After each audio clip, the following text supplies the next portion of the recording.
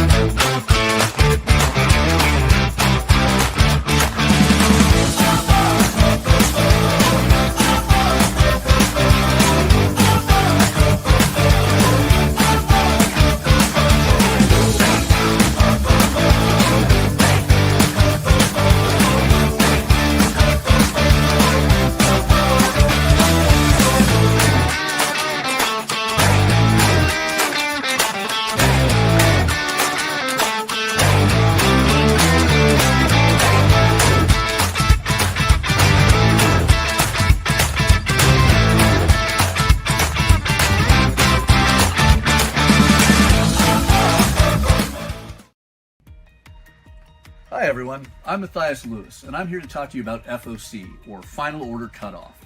It is the last chance that we, the comic retailers, have to finalize our orders for comics releasing roughly 3 to 6 weeks out from the Mondays we finalize our orders. We deal with this every Monday, but this is important to you, the consumer, because it is the perfect time to reach out to your local comic shop if you want any specific or guaranteed items.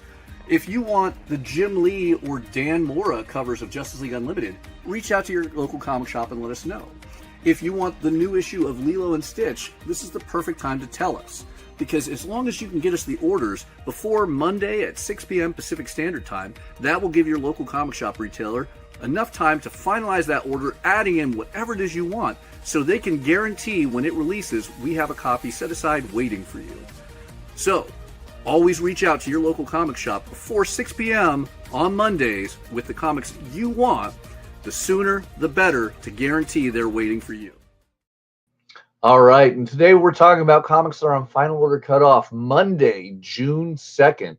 And there are a lot of great ones, but it's that reminder that this is always a chaotic thing. Comics at least used to finalize Final Order Cutoff at noon Eastern on Fridays, so an hour before we go live. And let me tell you, the scene this morning looked entirely different than it did today. I mean, we had things like Batman 161 on FOC today, no longer on Final Order Cutoff. Tons of covers were missing this morning that are just getting populated and added right now. It's all the more reason why a show like this and the websites we use are important. Unfortunately, while we normally would simply point you to previewsworld.com/finalordersdue, even that is becoming a little bit more chaotic in the modern atmosphere of diamond distribution and the way that comics and publishers are using distributors and websites. So now we get to show you three different websites, one of which I will bring on screen right now. Previewsworld.com/finalordersdue is a lot less stable than it once was. It's still a good go-to website, and hopefully it will fix itself in the weeks to come as Diamond settles with new ownership. But you can always see the release date or the final order date right there in the upper hand corner. It is an okay website to use for image. It's still the go-to website to use for Dynamite, and it will cover some other things. But another website you're going to want to use is Penguin Random House, aka prhcomics.com. You'll see a little website like this. Right at the start, you'll see comics that are on Final Order Cutoff. The other go-to is lunardistribution.com. Lunardistribution.com is going to be your main website for DC, Mad Cave, and it is a good website for a lot of the books that are on FOC. You'll scroll down to upcoming FOC. We're going to use all three websites today as we discuss it. And we might have a guest in the future to help us explain the websites that are doing FOC with a little bit more depth.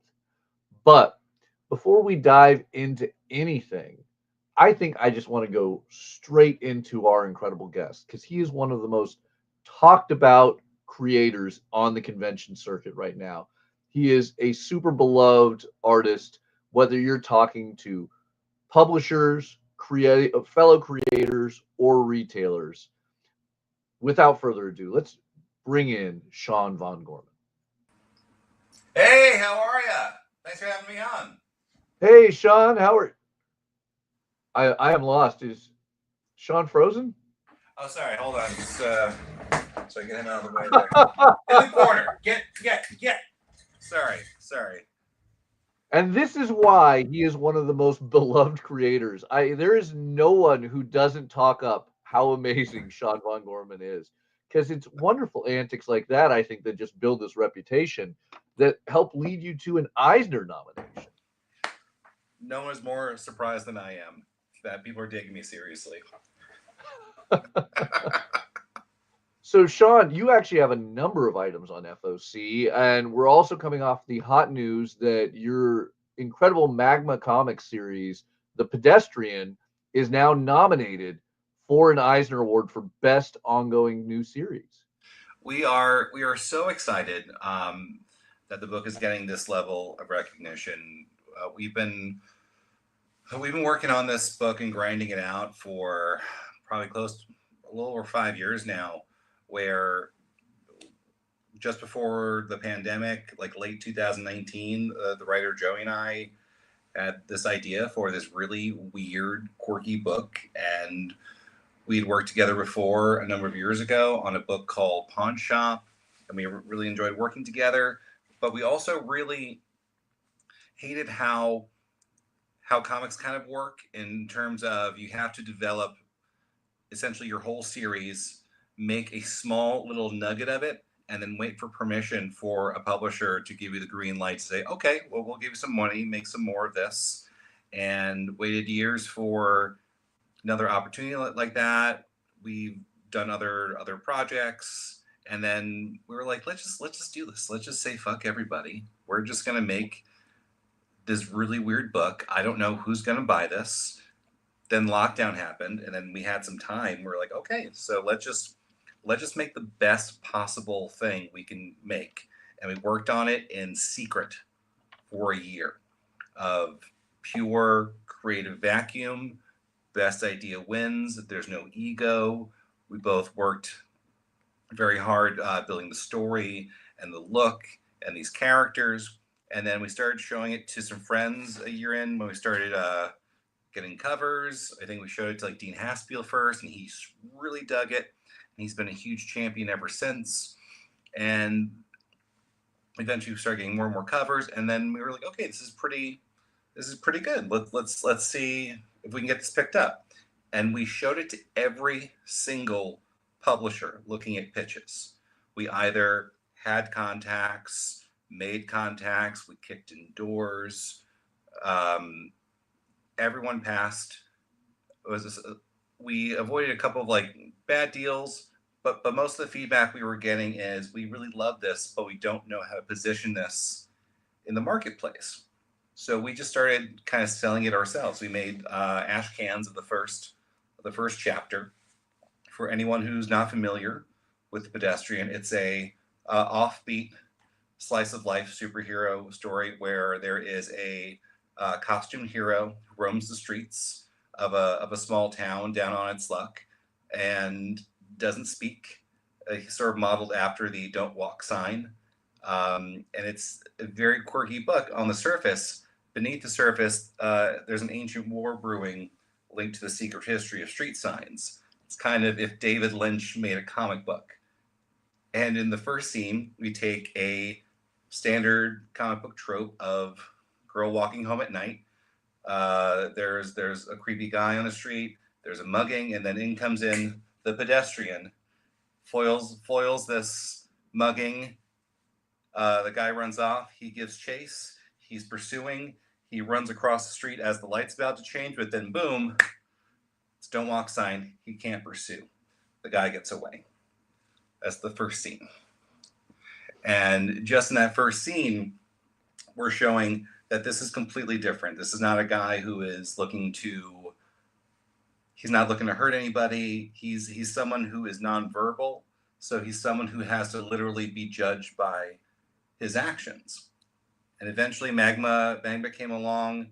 Um, Bobby Curnow found me at New York Comic Con a couple of years ago, and he had remembered seeing it when we sent it to IDW. We sent it to Magma, and this was just a case of the publisher we needed just didn't exist yet, who was new, hungry, and could take a chance on something so bizarre. Because even in the pitch process, they maybe looked at 1,000 books, and this concept just kind of kept coming back to them that they couldn't like let go of.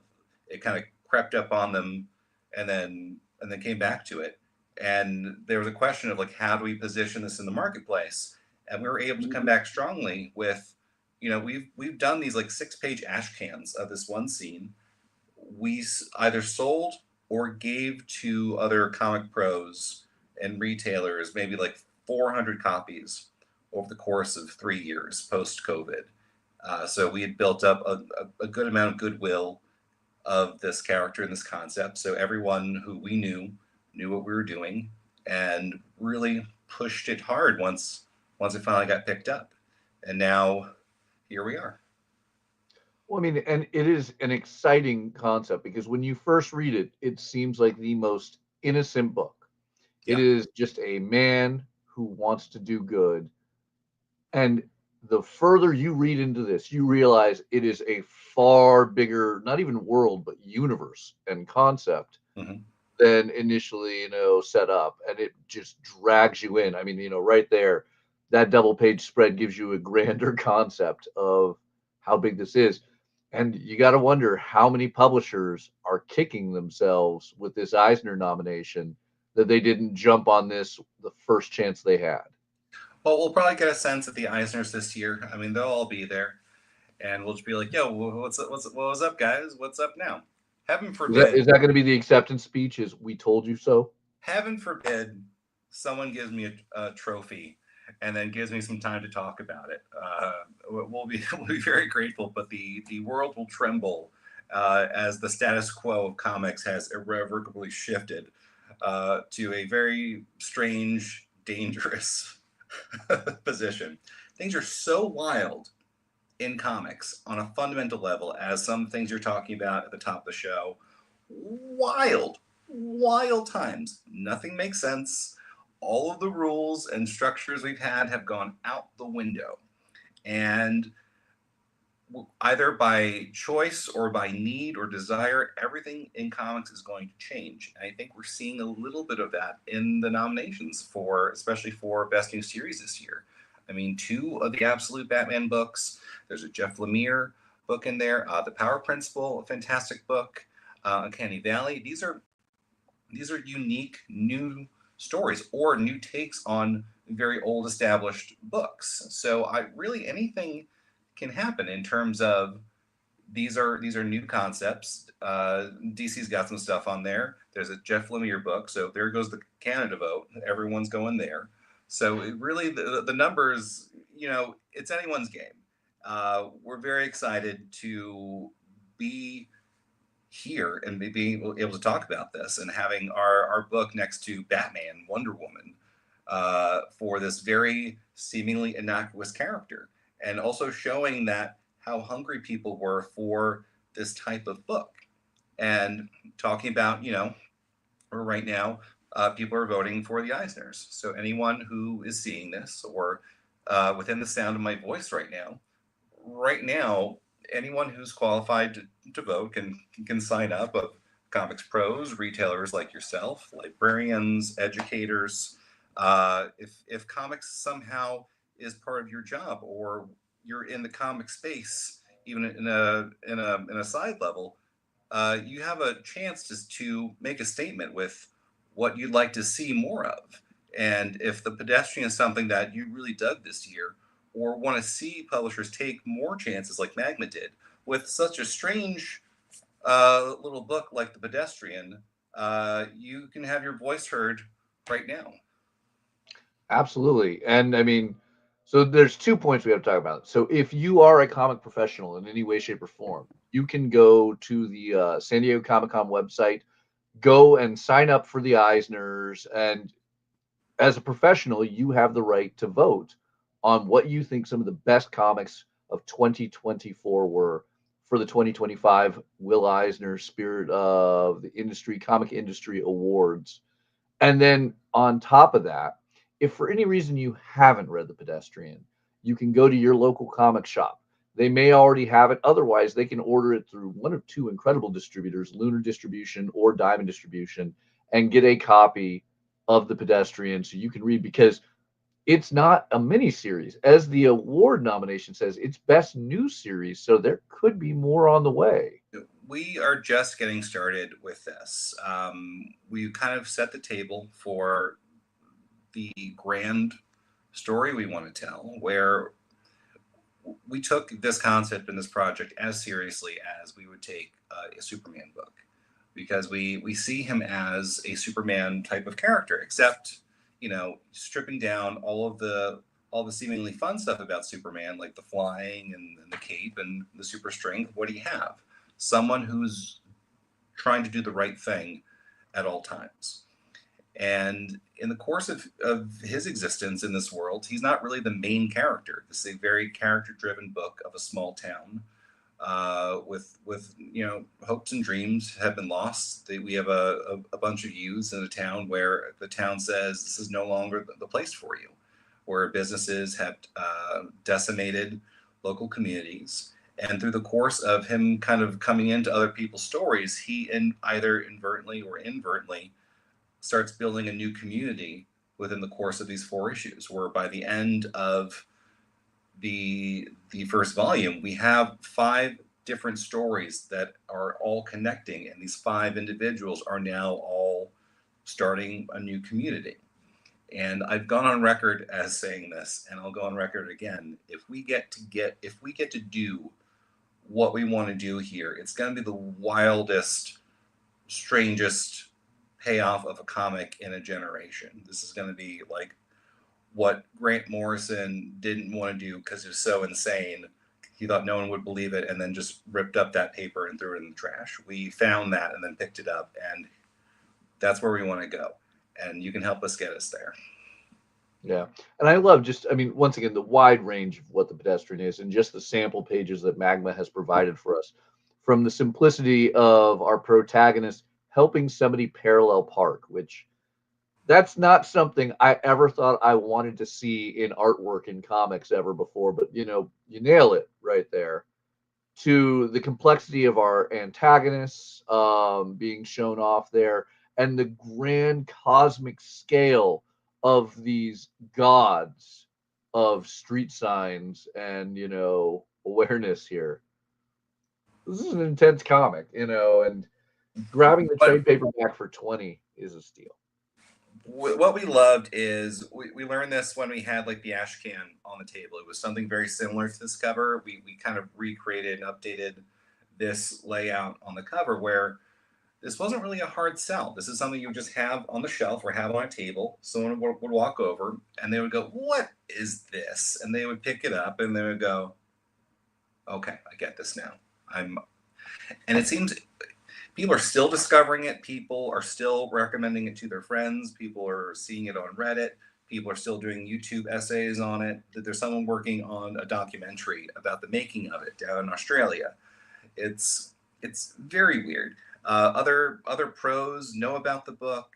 I was talking to Jeff Lemire at New York Comic Con last year, and we had been friendly on Twitter like years and years ago. I would do like a lot of Jeff Lemire, Matt Kint mashup fan art of like Justice League, but with like Matt Kint and Jeff Lemire characters. And he very politely like, "I'm so sorry, I don't remember any of this." And then be like, "Oh well, I do this book called The Pedestrian now."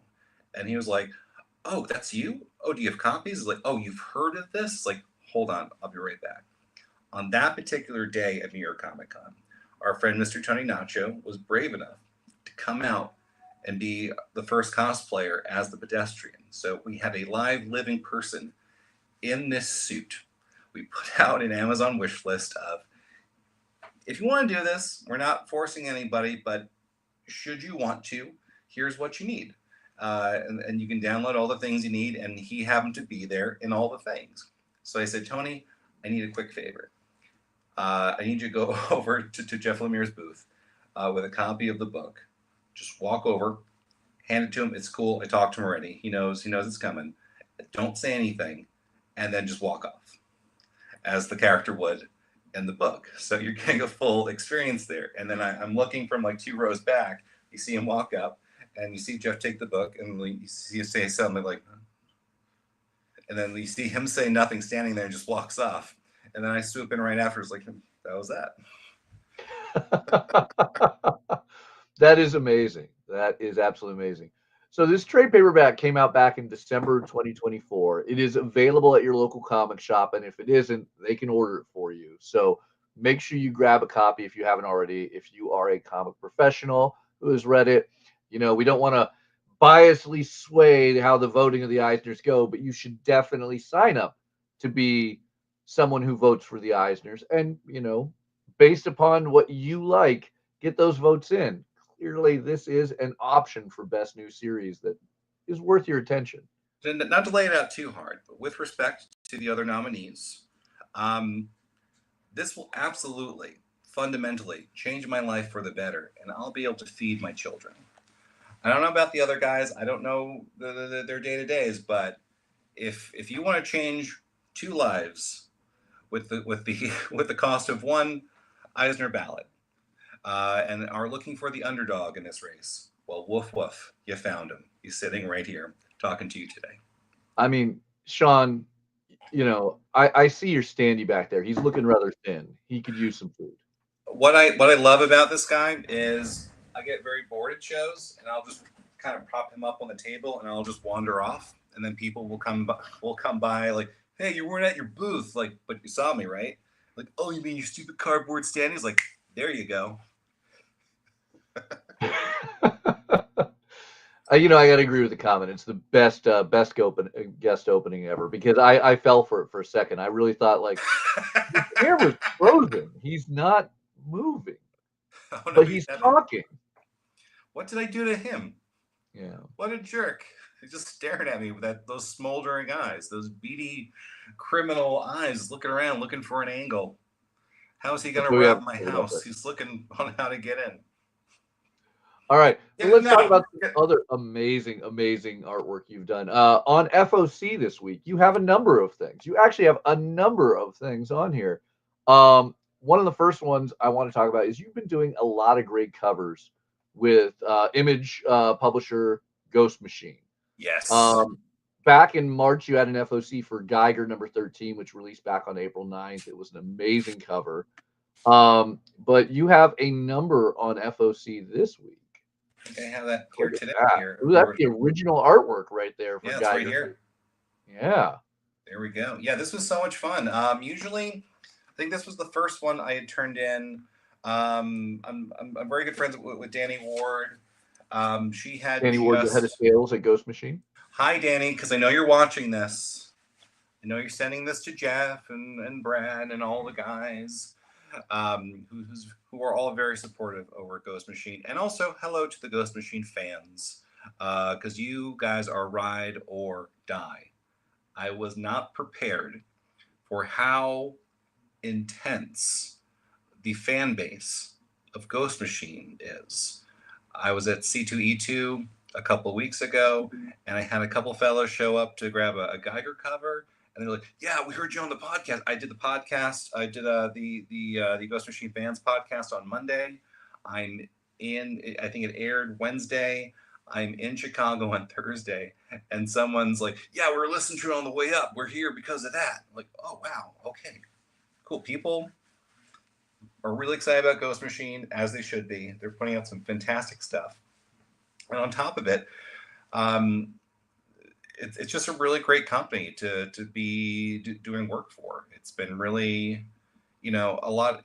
It's very intimidating coming into, for those who don't know what Ghost Machine is, like the top talent of comics came together and started their own company where they're making up their own characters. It's kind of like if Image Comics waited 20 years and everyone was still at the top of their game, and then made a new company. I think that there's some parallel there. Geiger, Junkyard Joe, Redcoat, hit after hit after hit of phenomenal books, and they're doing the right thing of connecting with their fans, and their fans are like, yes, we like this. We're supporting this stuff. They're heading to their shops. So there are definitely like Ghost Machine shops, and there are some shops who, they don't have fans nearby. So it's really fantastic to see, a company doing the right thing, putting out good stuff, and then getting the love back, and then being able to like visit, be like, hey, what's up, guys, and then step out and then come back once in a while. I think I've done 8 covers so far for these guys. I think most have been revealed. A couple are in FOC already that we're talking about today, and there's one that hasn't come out yet that I think is just going to break everything. It's gonna just, people are gonna lose their minds, and people are not gonna know what to do. It's either gonna bring the community together, or it's gonna decimate everything. I can't say more than that, but it's for Geiger. Oh, there you go. Well, I mean, they did it right. They waited. They got to the top of their careers. They put a year's worth of book out, and then they hired Sean von Gorman to do some amazing covers this year. Let's see. I mean, what do we have on FOC this week? With you, you have Rockefellers #6. Yes, Really great cover right there. that was a fun one. We have some Hornsby and Halo and Hyde Street. Oh, love Hornsby and Halo. Jeff Johns, the head of the company, has said that's what his favorite book, done amazingly by Peter Tomasi. And then, that Hyde Street. We don't have enough covers where you can just cut out your own mask or glasses these days. It's been a while since we've had X-ray glasses in a comic. This one was a lot of fun because I pitched this one really early on, and they were working on like a parallel thought. They were trying to like make real glasses, and they were going back and forth for a while, but then realized it'd just be too expensive. So then they're like, okay, let's do Sean's cover. And it's so insidious because this is probably like a variant C, so you have to buy a number of copies just to get access to that one. But then you also need more because everyone's going to want to buy at least 2, because there's going to be people out there who with the Ghost Machine fans are going to either be cutting it up or putting that on, so that you've got a built-in natural embracing of the Ghost Machine fans and participating in the brand on social media.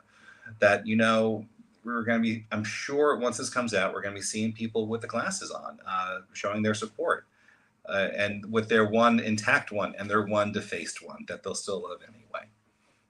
I love it. I think my favorite thing as a comic shop owner is going to be at some point buying collections of Hyde Street that have just holes in the cover. No, you got those Von Gorman covers? Get out of here. We don't want those. I made a replica of them for my pitch initially. So this is maybe we'll just, instead of destroying your beloved Ghost Machine comics, maybe we'll just put this out as a printable document on some cardstock, and then go nuts, guys. I would recommend, if you're going to do this for real, anyone, don't try this at home. Put some holes here because I can't see anything. Okay, good. I was really worried you were seeing my skeleton right now. I've got a lot of sharp. What do we got? Some fun tattoos there. All right, so that one's the Hyde Street #9 cover, but actually Hyde Street #7 is what's on FOC this week, and you're doing the ratio variant. And there's a theme on the ratio variants for Hyde Street over the next few issues, isn't there?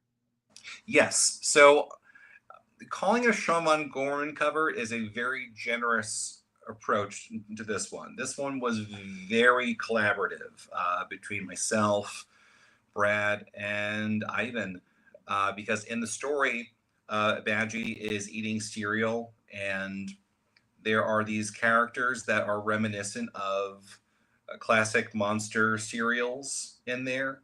There's one, Dr. Jelly and Mr. Peanut Butter, where Ivan really wanted to do do these covers. There were little sketches of it in like a double page spread. There's a little comic book with these characters in the comic book, but there was just not enough time for Ivan to take away from pages to do this. So I came in and I kind of, recreated these images based on, these little tiny sketches in there of like blowing them up, cleaning them up a little bit. I think they threw them through a vector filter a couple of times, and then just kind of went back and forth multiple times, where I think Ivan did the pencil art for the cereal, and then the question was, well, how do we get that look of the cereal? And it was like, well, we just get pictures of cereal because that's what they do. What they thought, I think the genesis of this one is after WonderCon, the crew went to Jeff John's house, and they realized that Jeff loves cereal because he has all these old school boxes like on display, like properly lit in his office. And like, oh, because they had just came up with the idea of this, like, oh, this is gonna be a very serious thing. Because I think the idea of it behind it was like, oh, this will be a fun, easy idea. Let's get Sean on this and it'll be fine. But then everyone was so passionate about this that notes were coming in from everywhere, and it was a very art by committee type of thing, which was really funny because they were like, oh no, what are we gonna do? It's like, no, guys, what you've done inadvertently is how they actually make cereal boxes, because this is the process. Because I've done work for General Mills, so anything that goes through like a corporate setting and has like 100 people adding notes to the thing before it goes out. So they accidentally discovered the process of actually making cereal boxes during the course of doing these fake cereal boxes for these comic book covers. I love it. Now, these are all 1:20 ratio variants, if I recall correctly. So not every store may qualify. You're going to want to reach out to your local comic shop if you want one of these awesome covers. See if your store is going to be getting it. See how much they cost. They'll probably be a little bit more than traditional cover price. But there is something cool. If you absolutely love Sean's cereal box covers, there are T-shirts available that you can order now through the Ghost Machine Threadless store. I don't know if I should point out we have two of our producers today. Jay is the man behind everything, but Kyle is watching and throwing in Mike on this. So shout out to Jay and Kyle. But Jay, I think Jay has just posted a link in the comments on YouTube, and you can see it down there in the corner.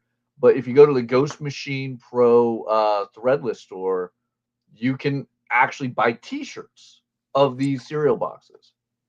Yes, and they're gorgeous. Shout out to Threadless. I'm actually wearing one of their pieces. We just launched a pedestrian Threadless shop. They found me at San Diego, no, at C2E2, and they offered to help put together like a nice presentation on a Threadless shop. So we just launched that a couple weeks ago, and Joey and I both have one that we're going to be rocking these at San Diego. This is the pedestrian bomber jacket, and on the back we got our guy walking around. The logo's on there. But yeah, really solid company. They want the creators to make money. They want everyone to look good. So it's great it's a perfect fit for Ghost Machine to be on there, for Ghost Machine fans to, easily get access to items that will help spread their love for the brand without, a huge overhead cost from a company having to buy 1,000 T-shirts that someone may or may not want. Awesome. So you can go find Pedestrian's Threadless to grab amazing pedestrian wear. You can go to Ghost Machine's Threadless to grab incredible Ghost Machine cereal on Threadless. But on top of all that, you can place your orders to get those incredible Sean Von Gorman variants from Ghost Machine. Hopefully your store is qualifying and you'll be able to get some of those incredible variants. But that's still not all you have on FOC this week. Oh, no. I don't even know if you were aware, because there's a recently announced Z2 series. Yes.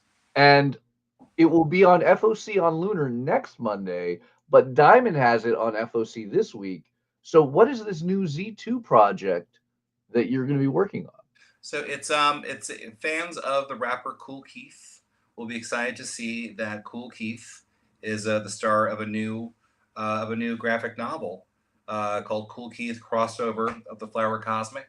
So Kool Keith, a legendary rapper, someone who, as an artist, has really pushed to retain creative ownership of his work, which is something that we can all admire and get behind. Has had several personas during the course of his career. I think Wikipedia has it at like maybe 100 different rap personas, which I learned. I met Kool Keith last week, 2 weeks ago. We were doing a radio show for Sirius XM, and we were talking a little bit, and he said part of the reason that he started all of these different personas was a financial thing, because he would be attached to a certain label, and then he couldn't be Kool Keith at another label, so he'd have to come up with a new name and persona to go rap for someone else on another label. And then by the course of his career, he has all these unique characters that exist here. So it's being written by Esoteric, who's a part of the rap supergroup Czarface. He wrote it. I came on to, I think I was originally brought on to do maybe 20 pages. They wanted to do this like multiversal thing where like different artists would do like a different universe of this guy's world. And then I sent in my samples of a few of the different characters, and they were like, "Oh, do you just want to do the whole book?" And I'm like, "Oh, sure." So I think eventually that became like an 84-page graphic novel, and Esoteric sent me the script, and I did not know who Kool Keith was coming into this. I knew a little bit of like what Czarface was, because I knew there's some like crossover. They have a comic book as well, that they do comics with their rap album. So this was a crash course of let me come in fresh and listen to this guy's work and do research on this guy. And I came out a huge admirer of his work, and that I dug, and I appreciate his story and his history, where you have the man in this story being confronted by physical avatars of his creations, that he's having to get over a problem and come through at the end on top. It's sort of like Avengers Endgame on a very low budget, because anyone who's a fan of Kool Keith knows he'll just throw like a wig on or some like different outfit and just run in and just do a video without any real budget, and it's fine.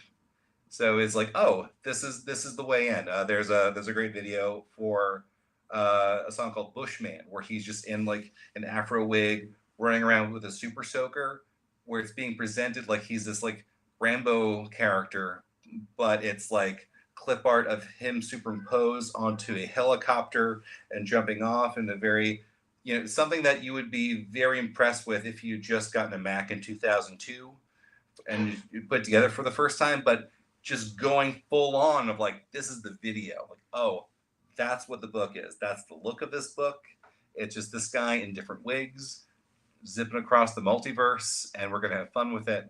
And the response from Kool Keith fans has been huge. And again, I got to meet him last week.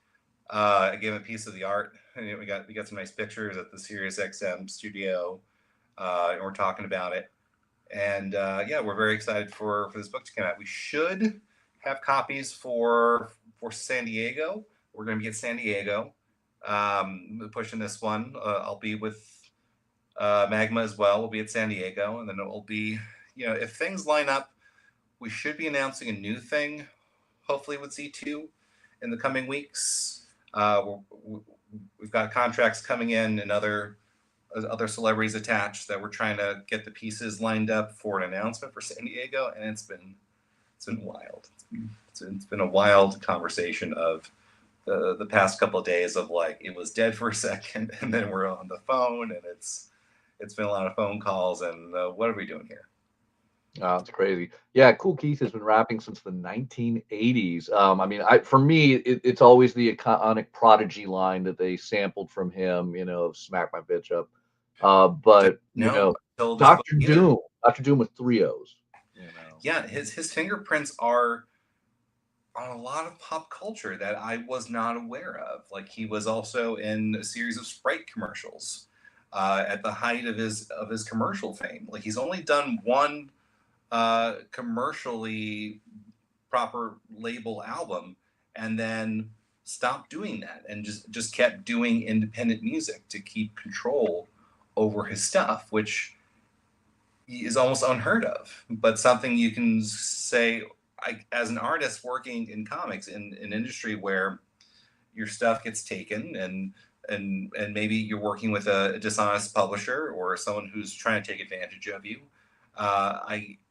I also am very careful about the deals that I do and wanting to retain control over my work, especially when comics can and will break your heart, as we're seeing in a whole different way. Like it was kind of coming from this direction, and now it's just coming from this direction as well, where it's like we thought it's like in Crisis of Infinite Earths, like the wave of antimatter is coming at you this way, but then it's also you have another one right behind you. Like, where the fuck did that come from? I knew about that one, and I was comfortable with that, but then this out of nowhere with this diamond situation.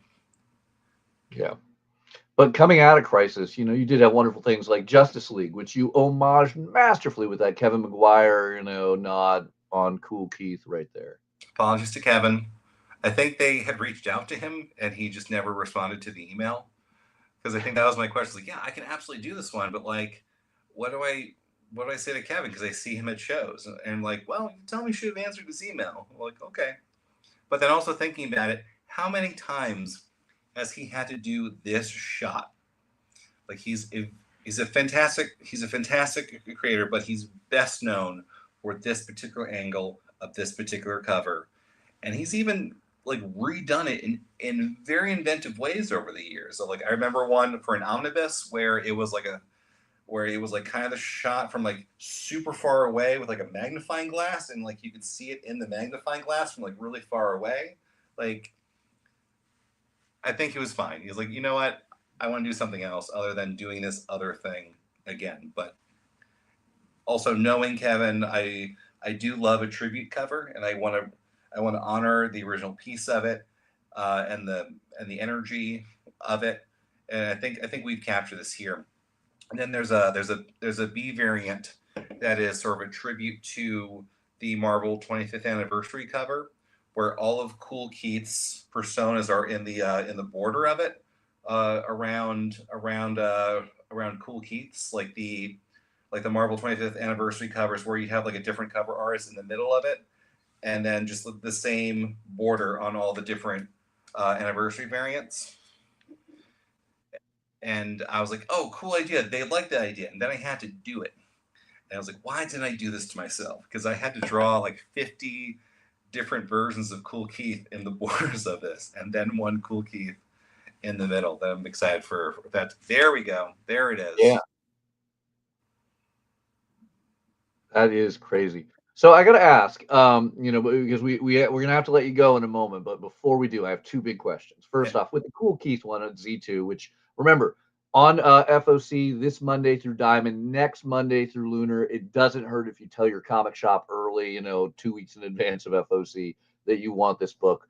Um, so you're drawing all of this. Yes. Were you listening to Cool Keith as you drew? Does that put Absolutely. you? Absolutely. I was doing that, and I was also listening to um, Esoteric and Cool Keith came out with an LP during the course of making this called Stress Eater, and that had dropped maybe a month, maybe like 2 weeks before I was maybe finished with the book. I was inking like the last pages, and then Eso sent me like a very long a voice memo of like, hey, it's me, Esoteric. Just want to reach out, and I want to come to you in the humblest way possible. Where during the course of you working on the book and me and Keith working on Stress Eater, we forgot there's a new Keith variant that is Stress Eater. Stress Eater is a Keith variant, so he'd reached out to me to like work that into the book as I'm already like in the middle of almost being done with it, and I happen to be doing it on just the right page where I could like, okay, yeah, easy. I will make this like a 4-panel page, and then because we're already kind of like in the space between universes anyway, where Zarface makes a cameo and then gets just completely destroyed by spoilers, half man, half alligator man, kind of like in like he's like kind of like the doomsday big bad of the story, and he just completely, to show how powerful he is, he completely obliterates Zarface in the way, most DC comic characters got obliterated in the early 90s. And we reference a few of those moments where he gets his back broken, and like, I think there's like a part of his cape is hanging like Superman after his death, and then he's thrown into space. He interacts with some other characters, and then, hey, here's Stress Eater, which is it's just sort of like a continuation leading into the album inadvertently. Hi, Danny. I see you popped up there. We know you're watching us. All right, well, that leads us into our next question. So, Cool Keith, Z2 on FOC this week at Diamond, next week at Lunar. But obviously, we have those incredible covers at Ghost Machine. You have those serial covers. The first one is on FOC this week. Mm-hmm. The T-shirts available at Threadless. Get your orders in on the T-shirts. Reach out to your local comic shop to see if they're getting those variants. There's some amazing cereals. Which is your favorite? Which is the cereal you're having for breakfast in a Ghost Machine universe? That's a great question. I'm intrigued by the Creature Crisp. I can't rock the peanut butter one because I can't do peanuts, but I do a lot of videos to go along with my covers. I am working on recreating that box because I figured out I could get existing cereals and just mix them together. I've got a box of Reese's Puffs and a box of Crunch Berries. I'm gonna mix those together in the box, and then we're gonna see that in a video where like I pour out the cereal and it's real while showing the cover. So the one I could possibly is that one, but it might also kill me. So that would make a good video too. I'm not gonna lie, you bring Dr. Jelly and Mr. Peanut Butter to San Diego, I'll eat a bowl of that. Yeah, I think that's when everyone was most excited about it. They're like, oh, peanut butter and jelly cereal, yeah. Like it has to have been done before, but not with under Jeff Johns' umbrella. Yeah, I love it. I would totally down some Dr. Jelly and Mr. Peanut Butter. I hope it doesn't end me up on Hyde Street because I don't think I'll survive there. Frankie would have me dead in a heartbeat, but I'm into it. I'm into it. It's not a good neighborhood, but the rent's reasonable. I've heard that, like, you don't survive too long to, continue, a long lease. Yeah, I wonder if the residents of Hyde Street are like, yeah, I want to move, but I can't afford to live anywhere else. Oh yeah, it's that Badgie kid again. I hate that guy. Just don't even look at him. Just don't engage. Just go about our day. We know he's there. It's like when there's a character on the subway. Like, just don't even look at him, because then once you lock eyes, you're invested in whatever's going on over there. All right. I want to remind all the comic professionals who are watching, if you haven't already voted for the Eisners this year, something to consider on Best New Series, The Pedestrian. And for those of you who have just fallen in love with Sean, I get it. It's definitely a magnetism that just draws you in and you can't leave him. Where can you find, or where can everyone else find more of you, Sean Von Gorman of Comics, on the internet? If you're an eligible Eisner voter, it's possible I've already sent you a DM. So check your DMs. I probably hit you up there already. But I'm on the internets at Von Gorman Art, Sean Gorman on Blue Sky, on the Facebook, on the Twitters. If there's a thing that exists to have social media, I'm on it. And you can also directly just check out SeanVonGormanArt.com. Awesome.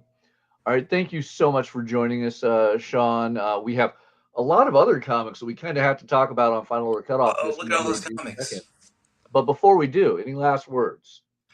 Yeah, again, if it's something, if there's room on your ballot this year, and if you either dig the pedestrian or dig the type of stuff we're doing in the pedestrian, a win for this type of book will really open the doors for a lot of other creators who are trying to get through. We've been grinding for a long time, but there's a lot of fantastic books out in the wings that you may not have heard of that could really use the help of a publisher who's a little more open about what they're looking to do. We respect that comics is on fire, and we understand every publisher is trying to navigate in the best way they can. Comics is a business of creativity, so a lot of times, they really can't take risks because the larger ones have lots of overhead, they have shareholders. Um, but I think what we're seeing here, especially with the tremendously stacked year of new books last year of this type of stuff that's coming out that you probably would not have seen 5, 10 years ago.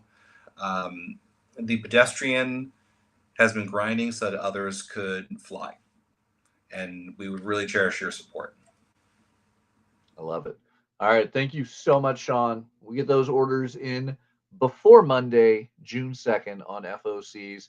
But let's talk about some of the other things. And we're going to pop over to Previews World and take a look at the interesting state of Diamond on previewsworld.com/final orders due. Thank you so much, Sean. Thank you, everybody. Thank you, Internet. Good night. All right. So let's take a look at it. We're going to go pop over to Previews World, where you can see some of Image. Remember, the main distributor for Image is actually Lunar Distribution, so we'll talk a little bit more about them, but you can take a look at those. We can see assorted crisis events because, we talked about enough crises on there. One of the big ones I want to talk about is Feral 14, as these poor kitties are stuck in this pet supply store for the zombie apocalypse that is rabies. Feral 14 on FOC this Monday. We also, of course, have talked about Hyde Street. So let's see that main cover, that A cover of Pranky that Ivan Ray's put together. Jeff has given us a haunting location. You do not want to stumble upon that street. And there is a good reason why, because there is darkness every turn. Also on FOC this week, Undiscovered Country comes back for its new arc and its final arc. Scott Snyder, Charles Soule, giving us this dark, twisted tale of America. That's the last 6 issues, and you're not going to want to miss those. FOC for issue number 31. That means only 36 issues. Oof. It was a number of years on this, but man, crazy to see this one coming to an end. Do not miss out on Undiscovered Country on FOC this week. We also have Universal Monsters, The Mummy, the final issue of this epic by Faith Erin Hicks. I always am a fan of The Mummy. It is my favorite of the Universal Monsters. So this is going to be quite the conclusion with Lee Loffridge doing not just colors, but the interiors on this with Faith Erin Hicks. So I am excited there. Now, the one thing you can expect to trust over at Previews World is Dynamite Comics. But, well, Diamond is the sole distributor right now for Dynamite. The release dates are a little in question. So Barbarella number 5 is definitely a big one on FOC this week, and I am excited for this. I've been loving Blake Northcott's take on the classic character. Some absolutely crazy sci-fi female protagonist. Beautiful Joseph Michael Linsner. There is another cover that I'm sure you will see and probably can guess will land in our top 10 on that one. Meanwhile, I only recently found out about the prose novel for Nightmare Before Christmas that follows up the film, Long Live the Pumpkin Queen, which deals with the marriage of Sally and Jack, which is an incredible concept. So I, of course, have had to track down this prose novel just in time for a graphic novel to hit. Nikki Barucci over at Dynamite bringing us this awesome tale in graphic novel form. You can get it in softcover or hardcover on FOC right now. Liz Marsham doing the writing. You have some incredible interior artwork from Alessio and Ismail Beautiful, beautiful cover by Jill Thompson. Everything about this just has my absolute attention and excitement because this is basically the only way we're going to get a sequel. There is another novel, a second novel of the Pumpkin Queen that is going to be on FOC over at PRH soon. But if you have not read this, you're going to need this graphic novel from Dynamite. Long live the Pumpkin Queen on FOC this week. And of course, exclusively at Dynamite, we have the Z2 of Cool Keith. Where did I pass that? Right there. So if you want to check out Sean Von Gorman's Cool Keith graphic novel with Seamus Esoteric Ryan of the Incredible Czarface, this is going to be another cool one. So check out previewsworld.com/final orders due. A lot of chaos on there. If you've noticed, though, there was no Marvel. There was no Dark Horse. IDW was barely a blip of what they really had. So we're going to go on a quick commercial break, and then we're going to pop over to PRH Comics, where you can see all of the comics that Penguin Random House has, as they now host Marvel, IDW, Dark Horse, Distillery, Titan, and others. So quick commercial break, and we'll come back with all of those PRH comics that are on FOC this Monday, June 2nd. Symphonic verses, Nocturne's romance. A song of romanticized darkness, dreaming death by sleep.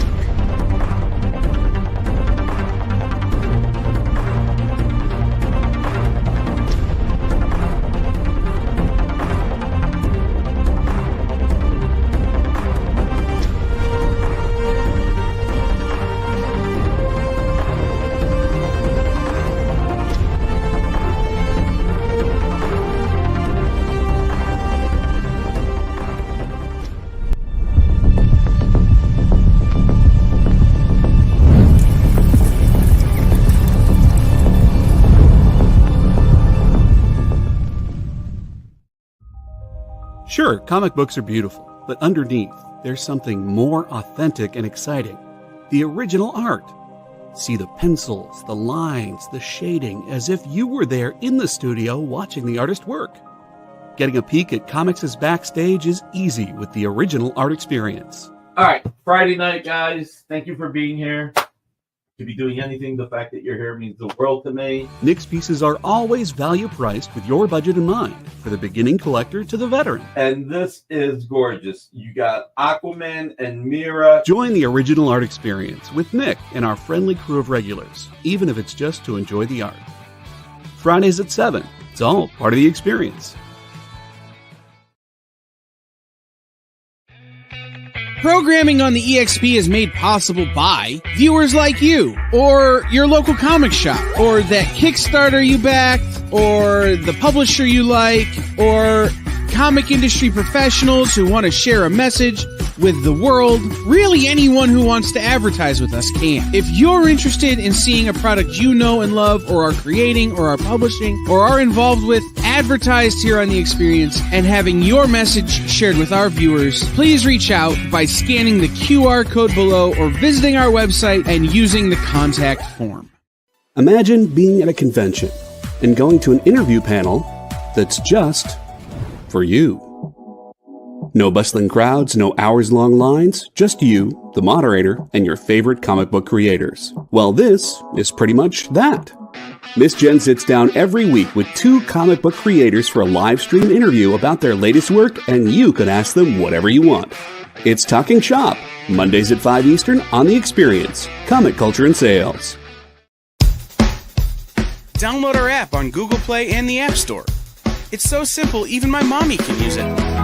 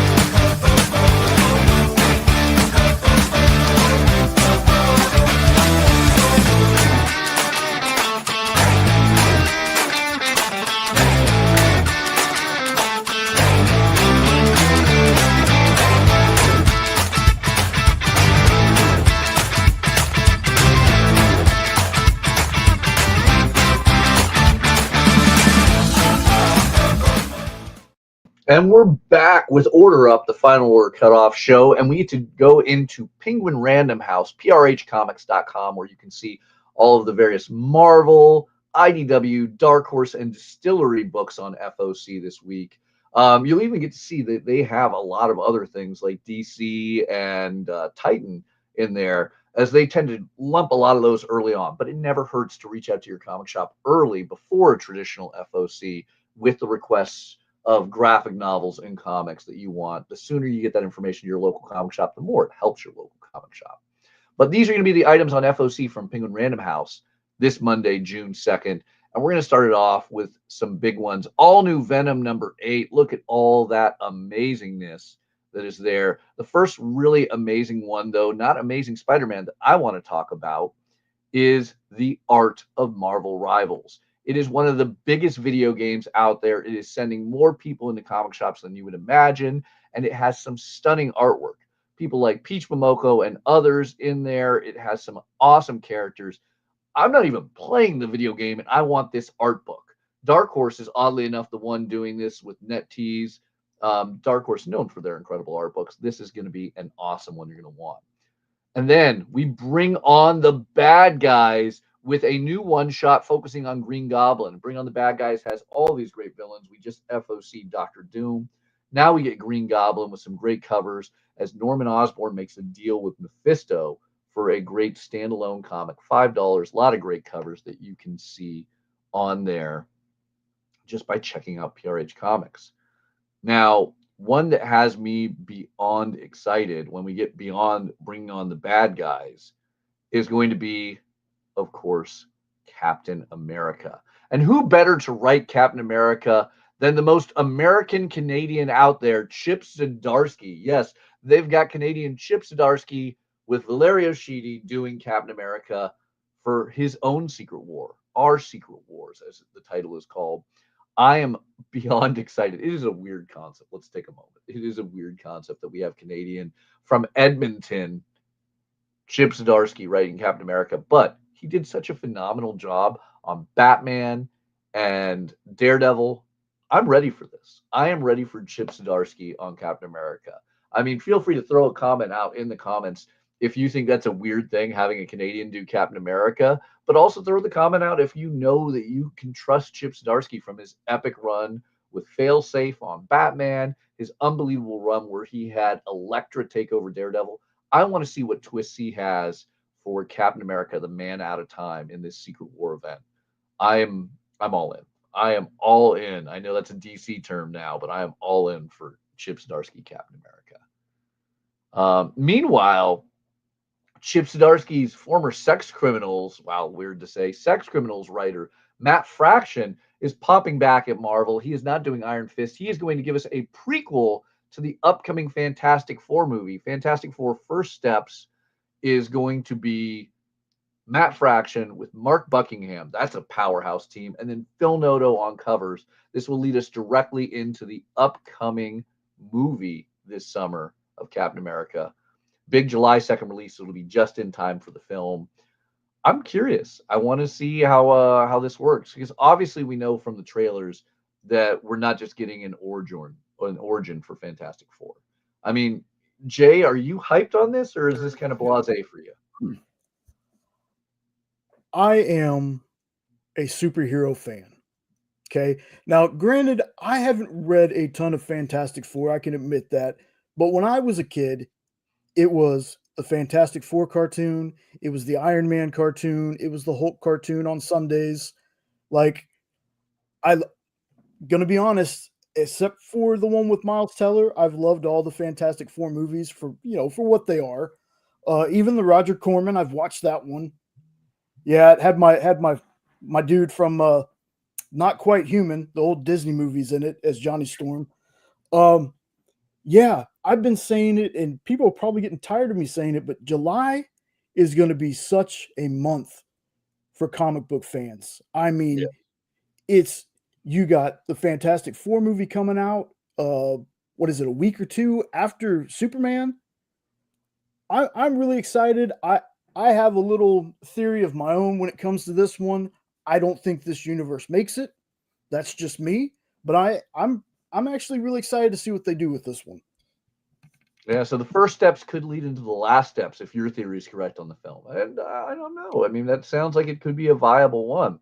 Not to mention July on top of that has this little known convention, San Diego Comic-Con. I don't know about that, but it does sound like quite the month for comic fans.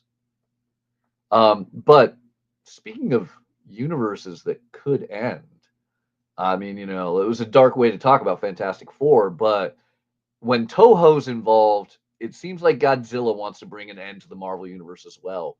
Godzilla destroys the Marvel Universe, brings comedian Gary Dugan, who is the man who has done Deadpool, X-Men. He helped us bring Hellfire Galas to, the light again. He will be the one destroying the Marvel Universe along with Godzilla.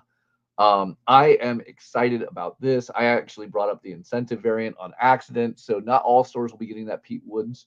But if you go ahead and go to PRH Comics and scroll down a good bit, a lot of things on FOC this week. There is, a lot of beautiful Nightmare Before Christmas stuff I want to point out too. Fantastic Four across the board. But Godzilla will destroy the Marvel Universe in this new miniseries. And there's a brilliant amount of amazing covers on that. So see which way you want to go. There's even a Godzuki. Weren't we trying to figure out Godzuki's name like a week or two ago? Yeah, I think so. Yeah. So there it is. Godzilla destroys. He's not verse. All those one-shots, Godzilla versus Thor versus X-Men versus Spider-Man, that's verse. This is destroys. Godzilla destroys the Marvel Universe. I do not envy the Marvel Universe.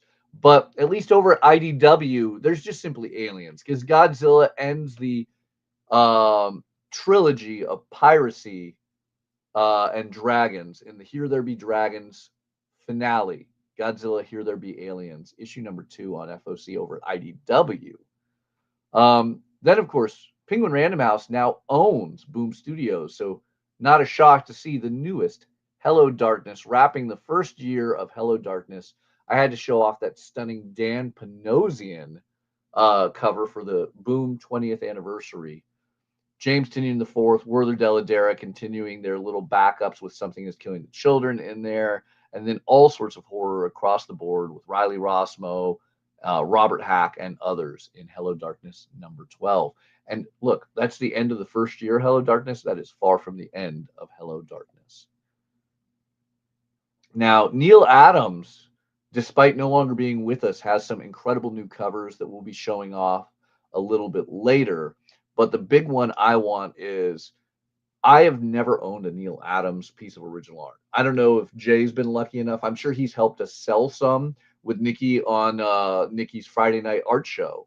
But ever owned a Neil Adams piece? No, I do not. Yeah. I really wish I did, though, because the art, his art was fantastic. Well, I'll tell you what, the next best thing you could do to owning a Neil Adams piece of artwork is owning basically a facsimile with the Neil Adams DC Classic covers. Reprinting all of those incredible Neil Adams original pieces of artwork, just one-to-one in size, scanned in exactly as they are. The artist editions that IDW has been doing under Scott Dunbier are incredible. This is probably one of the last artist editions we're going to get, as Scott Dunbier has a new company now, Act 4, over at Skybound, where he's doing them. So the artist editions at IDW are going to come to a close, and this is a great way to close it out with all those classic Neil Adams covers, interior artwork, and more at the size that the original art was, looking like the original art does. I mean, if there's editor notes penciled in, if there was whiteout on there, any of those fixes, that's what you get in these incredible books. So I am excited.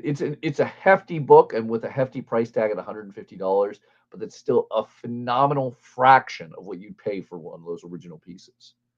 So really cool way to go. I don't know, something to consider, for me and Jay, because we don't own original Neil Adams artwork. Now, what other fun could be on FOC? I think one of the cool things that Penguin Random House does is they have the little golden books. So I'm excited with the new Buffy TV series to dive into The Power of Friendship, a little golden book of Buffy fun. I mean, great for all ages, but I really feel lately Little Golden Books have not been targeting children so much as they've been targeting nostalgia. Because as somebody who loved the Buffy TV series, and I'm certain I'm not the only one, someone in the comments is going to be like, Buffy Little Golden Books and get excited. I don't know who that could be, but this is going to be an awesome one. The Power of Friendship, Little Golden Book. And it's a great way to put that in front of kids, to maybe get them into the things that you are feeling nostalgia for, help them learn to read, etc. So, Little Golden Books, Buffy the Vampire Slayer, things I never in my life thought I'd be saying. Yeah, if you would have told me that in my 40s they were going to do a Little Golden Book about Buffy the Vampire Slayer, I would have said, "Nah, you're lying to me. There's no way." Yeah. That's amazing. And if you scroll back up, we had Nightmare Before Christmas Little Golden Books. There are tons of Little Golden Books. Your favorite, pop star to rapper, your favorite film and TV show, nostalgic or new, Little Golden Books has it. And PRH Comics, they're going to present those on FOC. So I just about guarantee you could go to your local comic shop and name anything and say, hey, is there a Little Golden Book of Dungeons and Dragons? And your local comic shop will say, let me take a look, hop on PRH Comics and be able to order it for you. Is there a Little Golden Book for Taylor Swift? There is. Is there a Little Golden Book for Beyonce? It happens. Is there a Little Golden Book for Batman, Jack Skellington, or the upcoming Disney movie Elio? There is. They can get it for you. This is why you go to your local comic shop. You ask these questions because they not only get you answers, they get you books. They can get you books for you. They can get you books for your kid. They can get you books for your nephew, niece, or that neighbor kid that you want to make sure is enjoying the same cool, geeky things that you love every day. But there's always more. There is always more, as you can see. One I want to say that is shocking me is coming to an end is Spider-Gwen Ghost Spider. I have been loving Stephanie Phillips' run of Ghost Spider, those amazing Mark Brooks covers. But don't worry, we'll have a new #1 soon with Stephanie Phillips still writing it, because that's Marvel for you. Awesome books on FOC. But I'm feeling a bit more sci-fi lately. And it saddens me that Paramount Plus ended Star Trek Lower Decks. I'm kind of thankful that IDW is continuing it on with Tim Sheridan doing these amazing, amazing tales, following up Ryan North's awesomeness. You got to love that Jaws homage, right? 100%. I haven't watched this show. My wife was a big fan, though, and I could hear her watching it while I'm working, laughing into my office. So I'm going to eventually watch it, but I just haven't started it yet. I'm going to plot with your wife, Jay. We're going to turn you because Star Trek Lower Decks is one of the greatest animated things of the modern millennium. And I mean, that Jaws reference with the Ferengi is great because all I can think of is when you get to season 1 of Lower Decks is humans. It's fun. It is absolutely a must-have for any Star Trek fan. And even if you're not a Star Trek fanatic, this is just great adult raunchy humor in the Star Trek universe. Now, if you're not a Star Trek fan, say you commit more to a galaxy far, far away, Star Wars Jedi Knights has been a great bit of fun with all of our prequel favorite Jedis. You can see right there the prequel era, Phantom Menace-esque through Revenge of the Sith and Attack of the Clones nods of our Trade Federation members, Yaddle, whatever species Yoda and Yaddle are, I don't know. I don't know that anyone knows outside of maybe George Lucas and Dave Filoni at this point in time. And then, of course, the key of it is Count Dooku himself. This issue of Jedi Knights is going to focus on Sierra Longa and Yaddle amidst Count Dooku. And there's a Count Dooku cover that is unquestionably on our top 10 that I will be talking about momentarily, and it has me beyond excited. But let's go back to PRH Comics to scroll through some of those amazing covers. There is coming up the finale of the Battle of Eridu, if you're a High Republic Star Wars fan. The one I have to point out, we had Sean von Gorman, who has a book nominated for Best New Series in the Eisners. The other series that is coming to a close is Uncanny Valley. Uncanny Valley has its final issue on FOC this week. Tony Fleeks and Dave Watcher's epic tale of a young boy who finds out he is part cartoon. And I remember Tony describing the story in this issue to me, I want to say 2 years ago, probably literally 2 years ago. And I was just, wow, how are you going to do that? That's going to be epic. That's going to be amazing. And in a few short months, I finally get to see it, or actually in a month and a half, I finally get to see it on July 9th. Uncanny Valley number 10, the final issue, hits stores. This is the 2025 Eisner Award nominee for Best New Series. It says it right there on the cover. I guarantee you, Boom is excited they picked this up. I am glad that Tony is going to get 10 awesome issues out of this, and you are going to want this final issue. If you have ever been a cartoon fan, I mean, not just Star Trek Lower Decks, if you have been a fan of any cartoon, you're going to need this issue. It is going to be huge. And then another thing for those of you who are comic professionals who have yet to vote for your Eisner nominations, I mean, Pedestrian and Uncanny Valley, it is an unfair battle between these two epics, but this is going to be an awesome one. Whew, issue number 10, going to be big.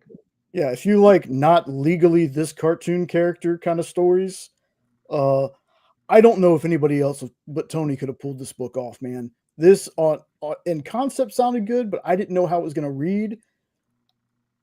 But it's Tony. I love everything he does, and this book really surprised me. So I'm happy where he's getting to wrap it up. I can't wait to collect the volume so I can just read it all over again. I kind of fell off, not due to the book. It's just me personally. I just had so much to read. I haven't picked up more of this series. I'm waiting. I'm going to buy both, like whatever, however many trades it is, two, whatever, and read it all again because this story is fantastic. If you have not read this, just trust me. This is one to go for. Yeah, Volume 1 trade paperback is available. If it's not at your local comic shop, they can order it for you. So please reach out to them and grab a copy. This is huge. This is going to be a great ending. There's a reason it got nominated. I don't know who I want to win Best New Series. Like, I have not actually voted yet. I need to do my votes for the Eisners. So once again, that reminder, professionals, we got to get that in if you have not already. But man, this is a hard one. I mean, I clearly love Pedestrian. I am absolutely in love with Uncanny Valley. And then everything else in that category too is phenomenal. So I got a hard choice ahead of me. Hopefully you don't have to make that choice. You can just grab everything and enjoy all of it. Get your FOCs in. Uncanny Valley number 10. I'm telling you, big conclusion. Big conclusion. Now, we have some amazing Marvel books still. Wolverine, Deadpool's number 1 is going to be on FOC this week. That just is amazing because you get both Wolverines. You're going to get Logan and Laura. You're going to get both Deadpools. You're going to get Ellie and Wade. It is an epic team up. A little father-daughter combo that, is pseudo father-daughter in the case of Logan and Laura, but still awesome one I am excited about. However, the thing I am most excited about from Marvel on FOC this week, I mentioned it before, it's Gary Dugan. He was the one who helped dive in the Hellfire one, but it's Jed McKay that will do Hellfire Vigil. I had to show off that Rose Besh cover. It almost made it into the top 10, but did not clear it. But X-Men Hellfire Vigil is going to be a one-shot to do our annual Hellfire jaunt. I've been loving the Hellfire stuff. I've loved the costumes that come out of it. I've loved the stories. They have always shaped the X-Men titles to come for the year. I mean, tell me you wouldn't want to dress up and join the greatest Marvel heroes, villains, and figures for a Hellfire gala if you had the opportunity, Jay. Not sure I could pull off that Emma Frost dress, but yeah, I'd give it a go. I think you'd look good in it. I mean, I get it. We all need to tighten up, our waists a little bit in the summer season for that. But I think you'd pull it off, Jay. Oh, thank you. So another last one for PRH Comics is Young Avengers, the Modern Era Epic. I know that you have been watching the MCU films, Jay, so I'm sure you've noticed the little nods that have been leading to the Young Avengers being put together. I'm sure you have read the Young Avengers, right? I have not yet. I need to. It is on the list. I'm excited for it. I am, like, especially through the movies, because I didn't know a ton about Young Avengers, but through the movies, through the shows, getting to know these characters, I'm like, I can't wait for these folks to team up. So yeah, I'm excited.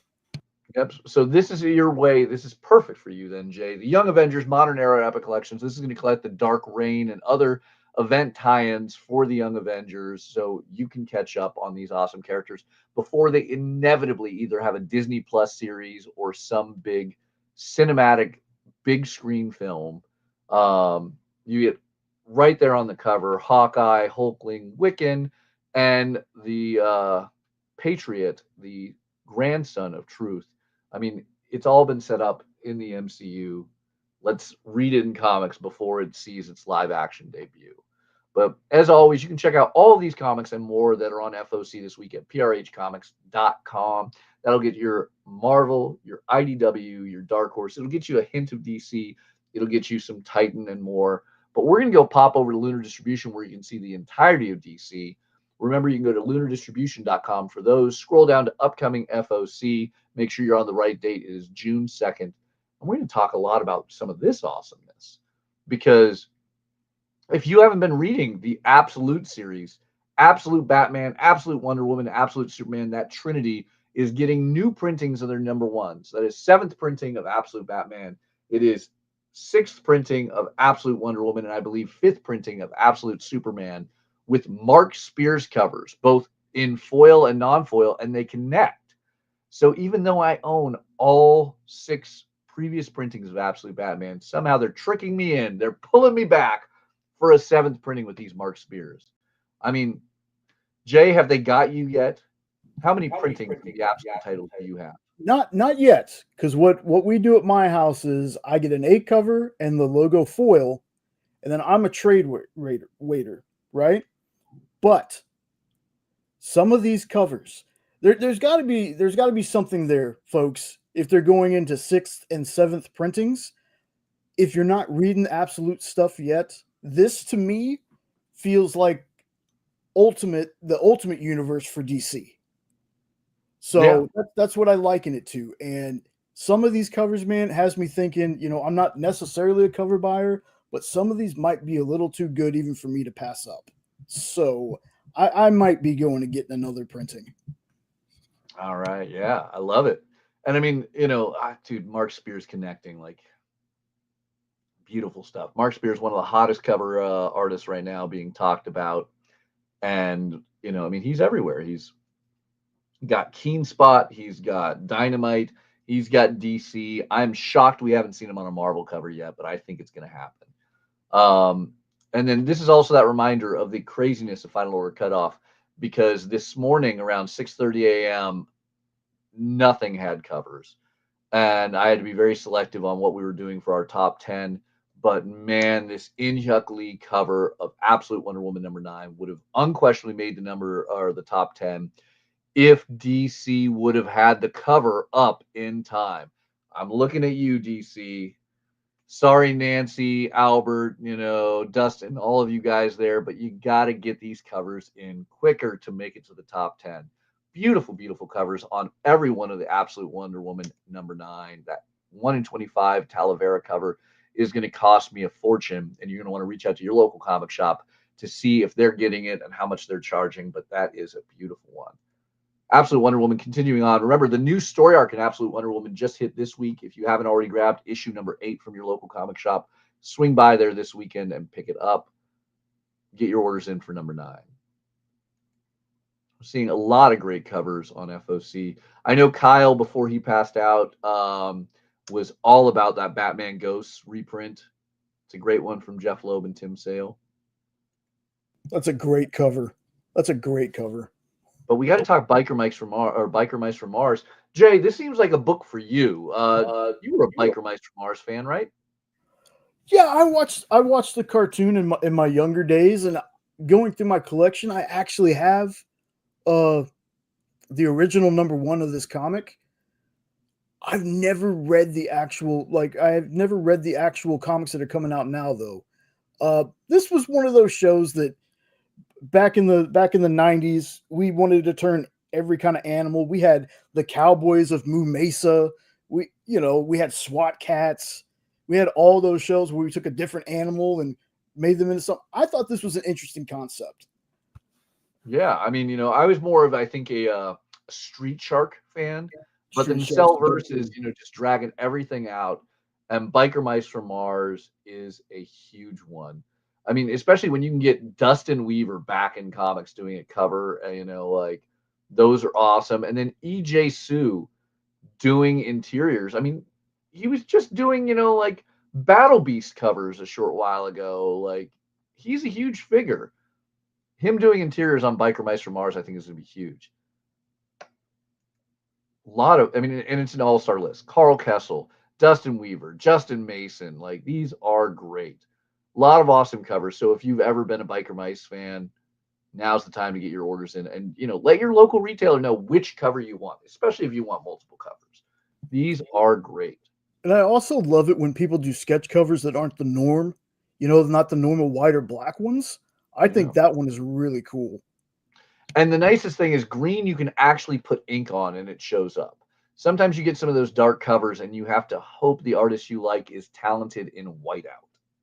But that you can still draw on a green cover.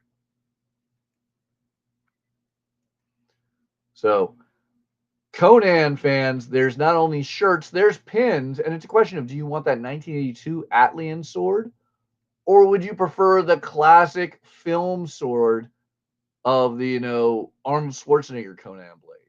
A lot of shirts and other great things available there. Even other Conan pins. So I'm going to do a quick refresh of the page because those swords are so big they warped Lunar's display. So something to keep in mind when you're wanting to do that. But Conan shirts and pins on Lunar distribution. You can get those orders in. Looks like they even go up to double XL. Not going to fit everyone, but, going to fit a large number of viewers and comic and Conan fans. Obviously, DC X Sonic the Hedgehog. I've just been getting more and more subscribers to this series with every issue, and I am excited about that. I'm hoping it will spin off into the IDW Sonic fans because, look, let's face it, when Keanu Reeves enters the cinematic universe of Sonic as Shadow, he's going to bring followers with him. So then tying it into DC, I just hope, I'm pretty sure that we've had Keanu Reeves as the voice of Batman and as the voice of Shadow. I just really want to see Keanu Reeves narrate these comics. That would print money. Get you a little tape that comes with it, and he just reads the story to you while you follow along. Yeah, print money right there. Now we just need a Sonic X DC X John Wick. Don't give away those $1 billion ideas for free, Mathias, man. That's Is Barucci listening to this? Can we get that to happen? There's the IDW Dynamite DC crossover that is going to make more money than any Deadpool Batman ever would. All right. We have a lot of wonderful continuing series that you can see at lunardistribution.com. One big one, though, Scholastic. Scholastic is finally getting sub-distribution through Lunar. So if your comic shop didn't already stock these Scholastic pieces, one of the highest selling comics in the world is not Batman. It's not X-Men. It's Dogman. Dave Pilkey's incredible Dogman series, now available through Lunar Distribution. So if your comic shop didn't already stock it, this is the highest selling sequential art in modern history. Dave Pilkey's Dogman and Cat Kid is now fully available to your local comic shop if they have a Lunar Distribution account. I expect to see this in a lot more comic shops now, and I'm hoping that it will lead to a lot more kids coming into comic shops to grab their Dogman and then discovering anything from Batman to Spider-Man to all of the great findings of Boom Studios, IDW, Dynamite, Dark Horse, and more. And hopefully your local comic shop, maybe even you, when you're in your local comic shop, will help guide a kid to some incredible, incredible comics. Yeah, kids are going to be the future of comics, folks. We're not going to be reading forever. So we gotta start them off with things that are going to interest them. And like Mathias said, kind of bring them into other characters. They might read something in this book, and when they're a little older, you could be like, well, this is kind of like this comic. And then they fall in love with that, and we just repeat the process to keep it going. Yeah, I remember my little sister reading Captain Underpants back in the day, and now my son is reading Dogman.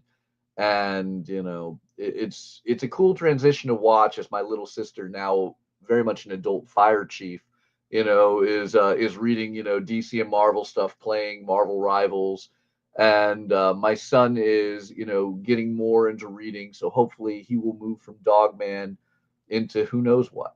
So awesome stuff available right there. I'm glad to see Scholastic breaking into Lunar. One that I think is an exciting book. I did not expect it, but I got a chance to read an advanced PDF. Don't Forget Your Briefcase.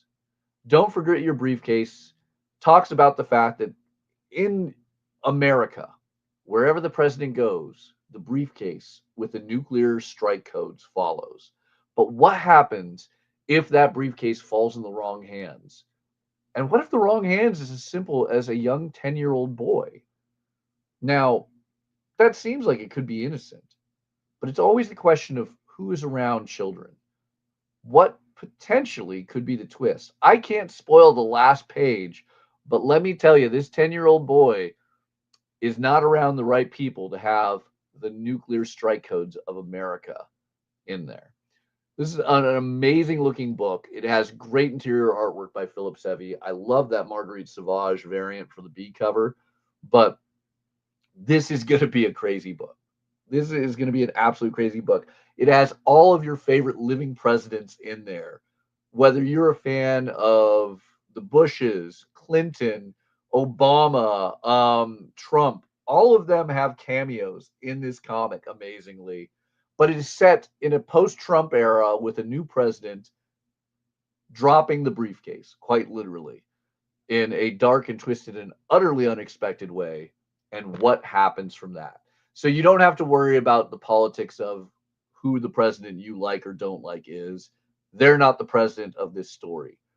But it is a crazy story to find. Don't Forget Your Briefcase. I am ready for this 5-issue epic. I guarantee you, you pick this comic up, you will get sucked in, and you will get completely shocked by those final pages of the first issue that demand you to go back to your comic shop if you haven't already and said, I need every issue of this Mad Cave mini series. So give the first issue a shot. Let your local comic shop know you're curious. You want to grab issue number 1 of Don't Forget Your Briefcase. I mean, Jay, what could you even fathom would be the twists in this? You haven't read number 1 yet, right?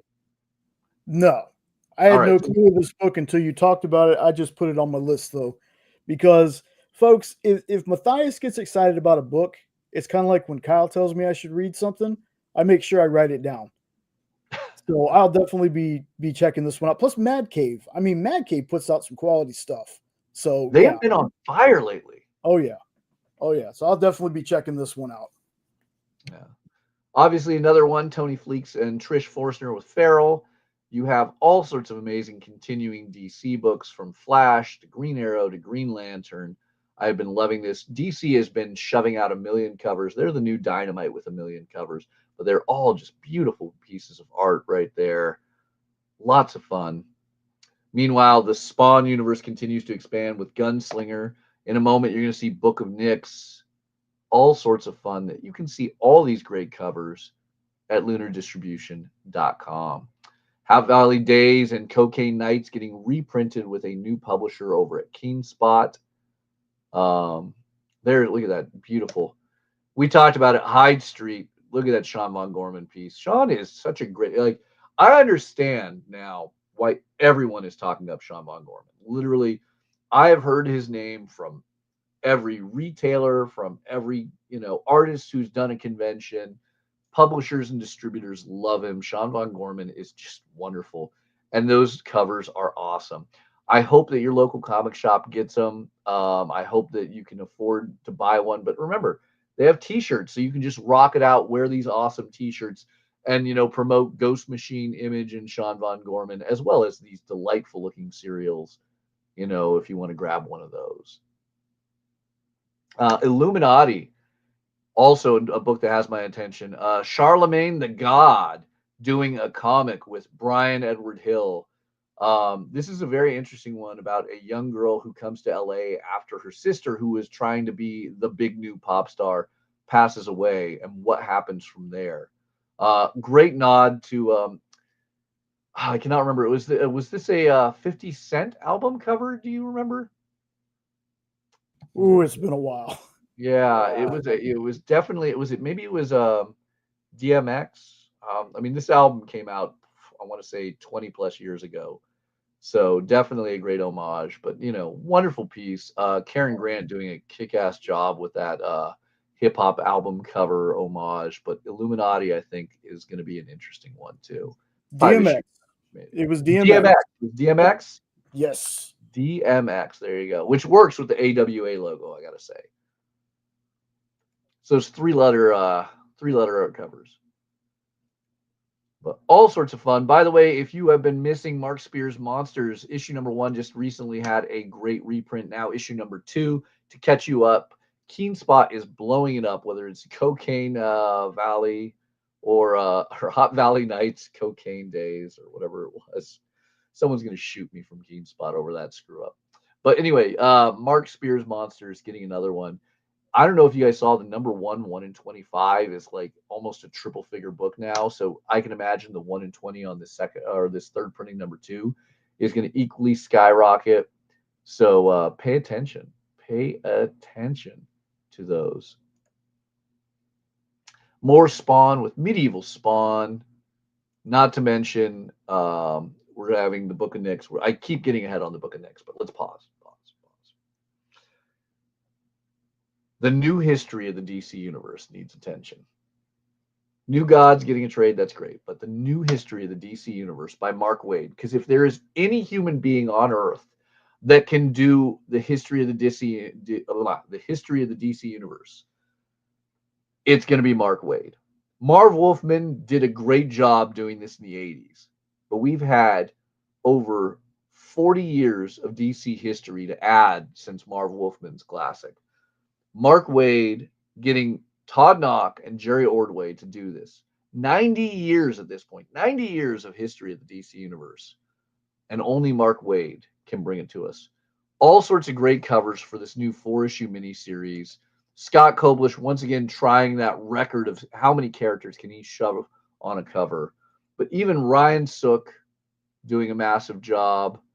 You have a great nod with Ryan Sook doing Ryan Sook again in this. This is going to be big. For those of you who think, man, 90 years of history, that's a lot of comic reading. It is. Mark Waid will be the man to condense it all for you into 4 awesome issues. I mean, I'm sure there will be things that will shock even me, Jay, and Kyle that we didn't catch in this great telling. I mean, I get it, Jay. I know you're an expert on the DC universe, but I think you might want to, dive in and catch up a little bit. Yeah, I definitely will. The best thing about comics to me personally is no matter how much I know, there's always more to learn. And I love that about comics. I love it. Well put. So lots of fun, lots of great covers on there. Look at that Art Germ cover of Wonder Woman. Awesome piece. Another one that wasn't there this morning. And it's the reason why you got to pay attention to FOC. It is when we'll get a lot of these last minute reveals, and you're going to want to let your local comic shop know, because if they're just doing initial orders, they might not have even seen that awesome Art Germ cover yet. And it's up to you to tell them that this is awesome, you want it, and you need it, and they got to order it for you. Now, an interesting one from Chris Condon, News from the Fallout, set in 1962, back when they were doing all those nuclear tests out in Nevada, irradiating that desert. What would have happened if something would have went wrong? This tells the tale of a U.S. Army soldier who was present, one of the only sole survivors from a nuclear test that went horribly wrong, as he tries to escape. But is there a safe haven in a nuclear test in America gone wrong? I love the haunting cover that Jeffrey Allen Love presents on this. It just gives that radio show vibe of the 1950s and 60s. And it is a haunting piece that I haven't had a chance to read this one yet. No one's presented this early advanced copy for me. So I'm honestly excited to go in blind to this book. 6-issue miniseries coming out in July. It'll be fun. So another fun one is The Outsiders. This is a really interesting looking manga from Akira Kano that is going to be everything that you may have loved or hated in Twilight. It's vampires, it's werewolves, it's modern day magic, and a young girl who's caught in the middle. But I feel this is going to be far more interesting than Twilight. I'm sorry if you're a Twilight fanatic, but this seems far more interesting. I mean, Jay, I don't even know that you're a huge manga fan, if you are or aren't, but you got to tell me this is an interesting looking setup, right?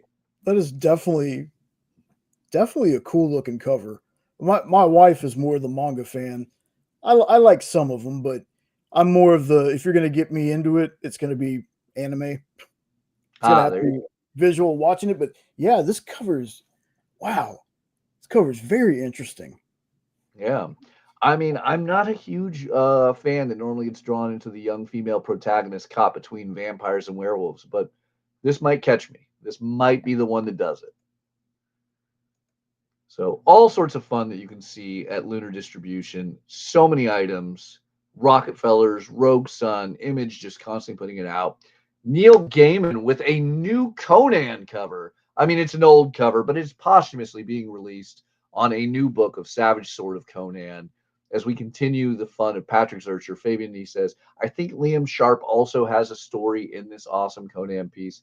Don't quote me on it because it's not there in the pitch. But one way or another, Neil Adams, totally different person. Neil Adams doing a Savage Sword of Conan cover is going to make sure that I pick up this fantasy sword and shield tale from Titan Comics. And I love getting that full-size magazine, black and white Conan in the modern era. So the Hyborian Age will grab me once again. Meanwhile, new story arc on Rick Remender's The Seasons. So if you were loving that crazy tale, this will be more of that fun. A lot of bit there. I finally get to show it off. The Black Ritual Book 3. I've brought it up like 7 times at the wrong time today. Another big one from the Book of Nyx. Nyx looking like she's getting into quite the trouble as a witch. Don't worry, I'm going to spoil it. She's going to survive this because obviously she is the queen of hell right now in the Spawn universe. But Thomas Healy, who is the editor-in-chief of the Spawn universe, and Nat Jones, my favorite man up in Edmonton, doing this awesome piece right there. Check out all the books that are on FOC this week. A lot of fun. Final issue of Ultra Mega. Final arc of Undiscovered Country. We get the final issue of The Mummy. And then so much more from the Energon universe with Void Rivals. Not to mention Matthew Rosenberg's amazing We're Taking Everyone Down With Us with 1,000,000 covers. And Tyler Boss's awesome You'll Do Bad Things from Tiny Onion. A lot of fun this week. But I think it's time we come to a close. We need to talk about the top 10, don't we, Jay? Oh, yeah. Let me get that set up right. So I want to remind everyone, so much chaos in the modern era of comics. So make your local comic shop lives easier. Let them know what you want. Check out previewsworld.com/finalordersdue. Check out prhcomics.com and check out lunardistribution.com to see everything. Or just watch Order Up the FOC show to make your life easier as we bring everything in one video to you right there. Let's talk about our big top 10 comics that we're saying you need to order for Final Order Cutoff on Monday, June 2nd. And we're going to start it off with Peacemaker. I mean, James Gunn bringing us Peacemaker before season 2. As you need to wait for August for the show, you don't have to wait that much longer. The comic is going to walk you right into that. And look at this incredible anime-inspired Mitch Gerard's cover. Like, I am absolutely adoring this Mitch Gerard's cover, featuring Eagly in the reflection. It kind of has that Todd McFarlane vibe of the classic Incredible Hulk 340 by the late, great Peter David, a moment we have to give to Peter David, who is one of the greatest writers in modern comics and unfortunately left us far too soon with his health issues. And that reminder of why you want to support comics, why you want to support these incredible creators so they can afford things like health insurance and hopefully not be in Peter's situation. But man, Mitch Gerard's awesome cover right there. Does that hit your anime love right there, Jay? Yes, it does. And I just have to say about this character, I am so basic. If you make any character like Deadpool, I'm gonna love them. I remember Vigilante from he was in the Arrowverse for a couple episodes, but I also remember there was a Vigilante in the Justice League Unlimited cartoon that was more like a cowboy. But I dig both characters. James Gunn made this character so much fun for me, and I want this actor, if Ryan Reynolds ever decides to step away from Deadpool, I want this actor to be the person that's the next Deadpool. Just saying. It would be pretty amazing. So in spot number 9, all new Venom gets a stunning Mary Jane cover. Remember, Mary Jane is Venom. What weird world of comics do we live in? But Fan Yang, who has been doing some incredibly stunning covers lately, is doing her take on all new Venom number 8. It looks awesome. Then in spot 8, keeping with the Mary Jane love, we go to Amazing Spider-Man, and this time we're doing Felicia Hardy. Lee Bermejo is just one of the cover artists on Amazing Spider-Man number 7 to be tackling Black Cat. But this might be my favorite cover. Well, actually, let's say it is my favorite cover. It's why it made it to the top 10. Then in spot 7, Count Dooku, before he became a Sith, still wielding his purple lightsaber on Jedi Knights number 5. This is not the incredible lightsaber covers that we've been getting for Jedi Knights. This is Ivan Dow just doing something wonderful there with Count Dooku. This Jedi Knight, like a young Christopher Lee. Like, this is spot on. it is awesome. I love everything about this Ivan Dow cover, and I cannot wait to open it up and see Dooku as a Jedi Knight with Yaddle and others. This is going to be fun. Meanwhile, Universal Monsters. I said it. Mummy is my favorite Universal Monster. So for the final issue, I had to make one of these covers get into the top 10. And Jay Lee and June Chung doing this, it is perfection. It is perfect. The only way this gets better is if you could have had like a much more modern Mummy nod with Brendan Fraser diving forward, in the background. But no, this is perfection. Then we have our top 5. This is where it gets big. Bring on the bad guys, Green Goblin. And there's no Green Goblin in sight on this cover. Instead, we have the new character, Sister Starro, done by Derek Chu. I think that this Sister Sorrow character could be something big, and I think this is an incredible Derek Chu cover. So I'm okay without Green Goblin being on the cover for this one. I think that this will be a big in-demand one. Now, the biggest one, though, simply meant to be, if you would, if I can say it that way, long live the Pumpkin Queen. Sally making her big debut in the true sequel to the Nightmare Before Christmas film. That classic New York Times best-selling novel now getting a graphic novel adaptation thanks to Dynamite. And Jill Thompson nailed it. I have the hardcover edition, both the softcover edition and hardcover doesn't have the Jill Thompson cover there. But that's going to be an awesome one for any Nightmare Before Christmas fan. Comic shops, if you're not already stocking up, Halloween is upon us. Christmas will follow that. And this will be an evergreen seller for the longtime Nightmare fans, celebrating 30 years almost of this classic film. Next up, how did we not spend an hour talking about Beneath the Trees sequel, Beneath the Trees Where Nobody Sees, The Rite of Spring? Patrick Horvath, who's been a guest on the show before, is bringing it back with some amazing, amazing covers. But I think Tony Fleek's cover, an homage to what movie, Jay? American Psycho. Oh, Christian Bale never looked as good as this young female bear. Killer Bear. Tony Fleek's doing a wonderful nod there. Patrick Horvath writing and drawing this incredible series that is going to relaunch with The Rite of Spring. This is going to be a big one. Tony, you nailed it. This is an awesome cover. Then, because we're keeping with the homages, we just have to, the last of the top 10 is nothing but homages. Jaws, that classic movie poster, getting a nod on Star Trek Lower Decks with a Ferengi shark right there. But the big one, Barbarella. It's Akira. An Akira nod on Barbarella #5. This is awesome. I love it. I love it. I hope you all do too. I hope you guys all order these specific 10 books and grab these amazing covers, because not only are the covers great, the interiors are going to be awesome, and these are going to be hot sellers. So let your local comic shop know which covers you want, which books are yours. Feel free to tell me if you think my hot 10 is horrible and you got better picks, because I want to know what you guys think. This is our top 10 for Monday, June 2nd, and let your local comic shop know what they want. But we have more than just today's FOC show on the EXP this week. Jay, what else is going to be gracing everyone's awesome YouTube, Facebook, and other streams this day and this week on the EXP? Oh, man. So later today, y'all, we got original art with Nick. That's going to be at 7 Eastern, 6 Central. And here's what I tell people about that show. Yeah, Nick brings some great art on there. But it's the stories. It's the stories that Nick has, the stories that Nick tells. It's a fun time. Like, we have a lot of fun in that chat. He does bring affordable pieces, but he'd bring some pieces in there that I don't have enough body parts to sell.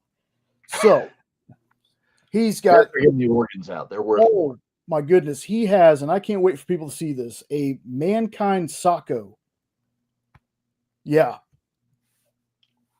Art piece that's just phenomenal. He's got an Undertaker, kind of celebrating that classic Hell in the Cell that they had back in the day. He's got an Undertaker art piece. Like, he's got some amazing pieces on tonight.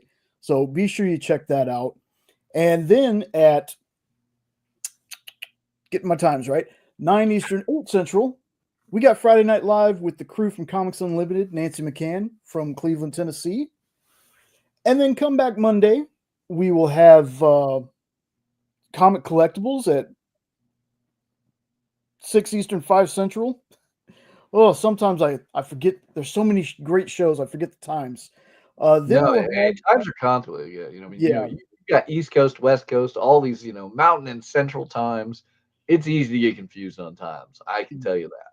Exactly. And I believe, depending on if Kyle tells me, I think we are, there'll be a second shift lunch sales show that comes on at 9 Eastern, 8 Central. And then at 11 Eastern, 10 Central, you got Best Coast Comics with Bronze Age Nerd and Bigby McFly, the comic guy.